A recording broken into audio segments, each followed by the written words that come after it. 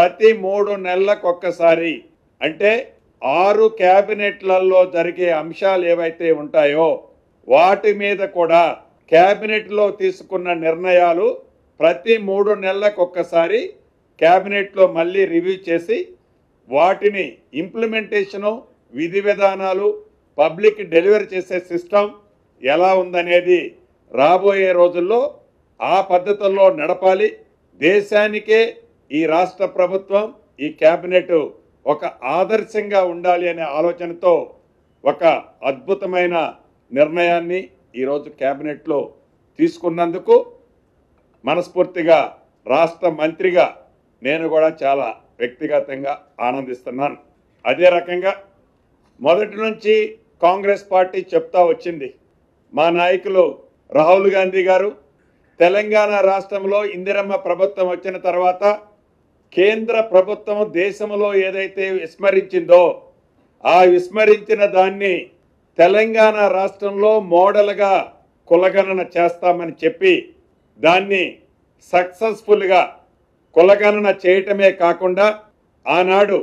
సంగారెడ్డి బహిరంగ సభలో కామారెడ్డి బహిరంగ సభలో మా నాయకులు చెప్పినట్లు ఆనాడు పెద్దలు పొన్నం గారు కానీ మిగతా మా బీసీ నాయకులందరూ ఆ సభలో ఉన్నారు అన్నట్లు తప్పకుండా కాంగ్రెస్ పార్టీ ఇందిరమ్మ ప్రభుత్వం అధికారంలోకి వచ్చిన తర్వాత రోల్ మోడల్గా పైలట్గా తెలంగాణ రాష్ట్రంలో 42% బీసీలకి రాజకీయంగా వారికి రిజర్వేషన్ చేస్తామని ఇచ్చిన మాటలో భాగంగా ఏదైతే మొన్న సర్వే కులగణన జరిగిన తర్వాత దాని ఆధారంగా 42%తో అసెంబ్లీలో బిల్లు పెట్టి ఆమోదింపజేసుకొని ఆ బిల్లుని గవర్నర్ గారి ద్వారా కేంద్ర ప్రభుత్వానికి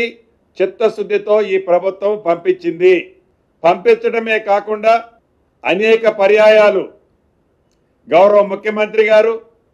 మా బీసీ శాఖ మంత్రివర్యులు మిగతా సహచర మంత్రులు ఢిల్లీ పోయినప్పుడల్లా కూడా ఈ అంశం మీద అక్కడ సంబంధిత అధికారులతో సంబంధిత మంత్రులతో అనేక పర్యాయాలు చర్చించారు. దాని మీద వారు ఎన్నో కొర్రెలు రాస్తూ వచ్చి డ్రాగన్ చేసే కార్యక్రమాన్ని చేపట్టారు. అయినా కూడా ఈరోజు క్యాబినెట్కి గౌరవ అడ్వకేట్ జనరల్ గారిని కూడా పిలిచి న్యాయపరంగా భవిష్యత్తులో ఏ రకమైన చిక్కులు రాకుండా ఉండే విధంగా బీసీ సోదరులకి మొన్న ఏదైతే సర్వే చేయబడిందో సర్వే చేసిన దాని పద్ధతిలో 42% రిజర్వేషన్లతో స్థానిక సంస్థ ఎన్నికలకి పోవాలని ఈరోజు క్యాబినెట్ నిర్ణయించటం జరిగింది. ఇక దీనికి కావలసిన విధి విధానాలన్నీ ఈ మధ్యనే రాష్ట్ర ఆనరబుల్ హైకోర్టు కూడా డైరెక్షన్ ఇచ్చింది. 3 నెలల్లో ఎన్నికలు స్థానిక సంస్థల ఎన్నికలు కంప్లీట్ చేయాలని వడివడిగా మాటలతో కాకుండా చిత్తశుద్ధితో లీగల్గా అడ్వకేట్ జనరల్ గారు లాంటి అనుభవజ్ఞుల సూచనలు సలహాలు తీసుకొని ఈ ప్రభుత్వం ఏదైతే డెడికేషన్ కమిషన్ వేశారో వారి ద్వారా రిజర్వేషన్లు ఇతరత్ర ప్రాసెస్ చేస్తూ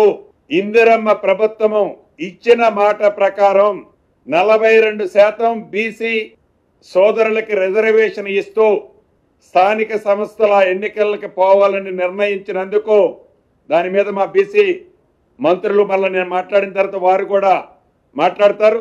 నా పక్షాన్ని కూడా రాష్ట్ర ప్రభుత్వాన్ని గౌరవ ముఖ్యమంత్రి గారిని అభినందిస్తున్నాను. అదే రకంగా దీంతో పాటు ఈ 42%